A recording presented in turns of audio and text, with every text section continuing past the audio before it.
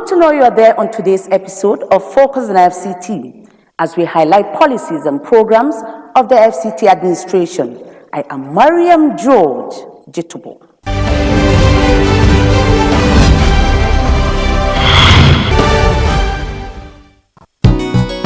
Residents of the Federal Capital Territory are hereby alerted to the activities of scavengers, also known as Babambula, which security agencies have identified as a high-level security threat to not only the residents but also to our infrastructure as they perpetrate petty stealing and acts of vandalism on public utilities. More so, they are drug peddlers, serve as spies to terrorist elements, and are ready-made tools for the public disturbances during which they attack people with dangerous weapons. The Federal Capital Territory Administration therefore reiterates that the ban on scavengers aka Babambula operating within the Federal Capital City is still in force. These miscreants are advised to stay off the streets of the Federal Capital City for their own good, as defaulters will be apprehended and prosecuted, including parents of underage children involved in these practices. Relevant agencies are carrying out enforcement of this ban as stipulated. Be law-abiding always. Let's together build the FCT of our dreams. Management announcer.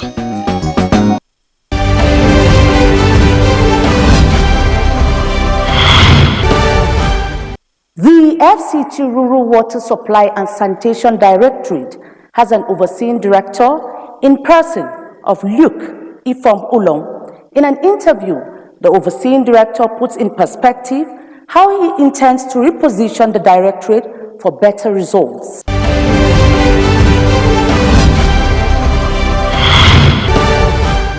Joining me now is the overseeing director, FCT Rural Water Supply and Sanitation Directorate, in the person of Luke Ifom Ulong. Glad to have you join us on Focus on FCT.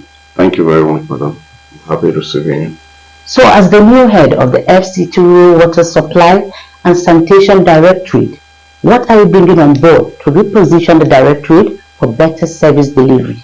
As you may want to know, if I came on board as the director of FCT Ruasan, I have been staff in engineering department in the FCDA, and in my early days in FCDA, I've been saddled with responsibility of carrying out projects that has to do with that is water projects that has to do with water supplies to communities all over the whole of the FCT. And with my wealth of experience in that direction, I have participated at different levels in designing rural water projects, small schemes for communities, and equally large schemes, rural water schemes for semi-urban areas in the FCT. And equally also, my wealth of experience as a civil servant arising from my different levels that I've operated at different offices. So I'm bringing to bear all these experiences to see how I can be able to reposition the directorate for better service delivery. We all know that open defecation has been a major challenge. What are you going to adopt to address this ugly trend? Well, within the directorates here, a lot of attempts have been in progress in trying to see how this issue of open defecation can be properly addressed.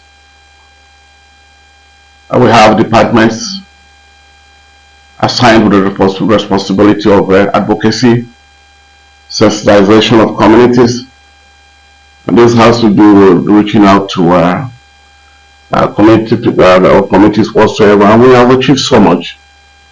For instance, in this issue of open defecation in the area councils like Abuja, where we have been able to attain reasonable percentage coverage in all the communities in Kwali area council, and then we have engaged in sensitizations of primary schools in the FCT, both engaging in radio jingles, radio programs, trying to engage people to know the importance of taking care of issues that has to do with and then equally too, we try to let them know the consequences as regards issues of diseases that are associated with the open defecation. What have we done? What we have done here is community engagement. Where we have tried to encourage communities to develop new habits of containing these waste materials and avoid situations where they are just left, because of the consequences of diseases.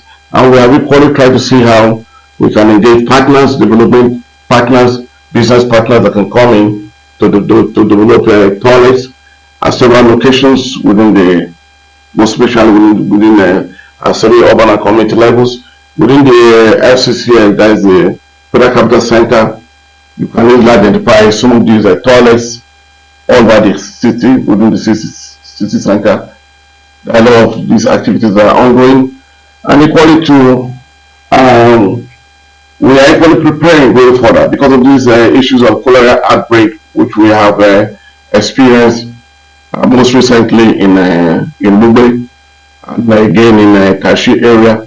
We have deployed our staffs to go there and do an on-the-spot assessment, and we have tried to equally engage community leaders to make them aware of these consequences and how they can be able to engage their community, their community whatsoever, to try to further help them to know the consequences of and the diseases that are accompanying these issues of open defecation. How is the Directorate promoting the culture of hand washing in the grassroots? We all know in Africa that from when you're born, the first thing your mother teaches you is the mother will tell you, please, you have to wash your hands before you eat. And then again, because of the importance, there's an executive government, the executive order 009, which was enacted by the federal government, that is to encourage the various states in the federation to see how they can engage communities and sensitize them on the importance of hand washing. And within the directorate, we have a unit or a department that is assigned, and there's a unit that is assigned with the responsibility of moving around schools and seeing how children and peoples in school and both in schools can be taught on how the importance of hand washing. We had a global hand washing day most recently in Rubuchi, in Dusi Alhaji, in the primary health care in Dusi Alhaji, where we demonstrated on the importance of washing your hands very well. Before cooking, washing your hands very well. Before eating, washing your hands very well. Because we discovered that when constantly we are finding ourselves in contact with some of these things as airborne diseases. Some of these things we find them among as dust that gather around. So we now say, okay, before you begin to engage yourself, either to eat or to cook or whatsoever, you have to wash your hands, and that was demonstrated, and we're carrying that message across to all the various communities. We have a community mobilization unit that was the responsibility of moving around communities, continuous sensitization. Equally to we are equally looking at the issue of possible outcome that could come as a fallout of this open defecation. There are diseases like E. coli, which have been discovered to be associated with open defecation. Some of our streams, some of our rivers, we have discovered some of these things, and so we try to discourage communities from accessing such water sources for their daily consumption. So I think that is what we're trying to do right now. Now, as the sanitation sheriff, what is your advice to the general public? The advice that I have for the general public is please let us take this issue of open defecation very seriously. so many diseases that will suffer, especially in the third world, are associated with these issues of open defecation. Let us try to see how we can be able to key into it in our various homes, in our various communities. Let us try to equally find a way by which we can be able to construct or do or come up with ways by which we can put some of these waste that we discharge, we put them in a proper way to avoid us at the end of the day still getting in contact with some of these things, which will eventually at the end of the day affect our health and whatsoever. So that is what exactly we are doing, and that is what we are still advocating. For this year, we've had World Hand Washing Day. In the next couple of days, we're going to have the World Toilet Day, the Global Hand Washing Day. In the next couple of days, we're going to have the World Toilet Day.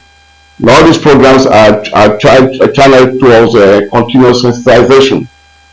And we have a lot of partners that are engaged and that are collaborating with us, like WaterAid, UNICEF, and a host of other partners that we have, including our business partners who are coming in to take the line charge of investing their money in construction of toilets for semi-urban and urban areas, and even at community levels. We can do, if you are conversant with the FCC, they have noticed some toilets around.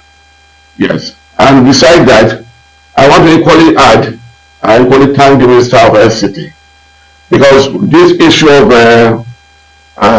advocacy, okay, to see how we can be able to contain this issue of open defecation is improving the health hygiene of the inhabitants of FCT, both at the cosmopolitan and at the municipal areas and the semi-urban areas.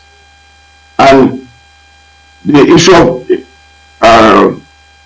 encouraging business owners to invest is not just only providing means of subsistence, but equally to providing jobs for the youth. It's providing jobs for the youth.